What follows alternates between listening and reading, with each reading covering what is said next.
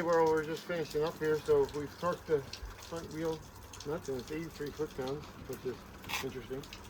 And we tied up this flap here so that just so it doesn't rattle and wind noise.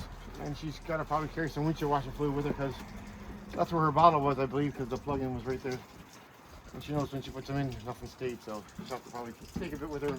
Maybe get a spray bottle and spray her window every now and again or something. But yeah, so she's on her, ready to go, and I believe she's safe. I looked at the, well, didn't look at it, you know what I mean? I felt it up, and it looks like the spaces between the wheel and all the different stuff, there's nothing rubbing against the wheel, so she should be good to go. And we checked the circumference of the wheel because I wasn't sure, maybe someone else could eyeball it, but it's four-wheel drive, and the circumference of the wheel is very close to the other wheel, so she can even use the four-wheel drive, it should be fine.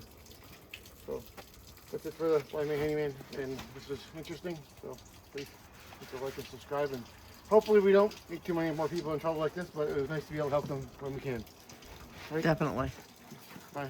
Okay. You guys have a lovely day. Keep it real.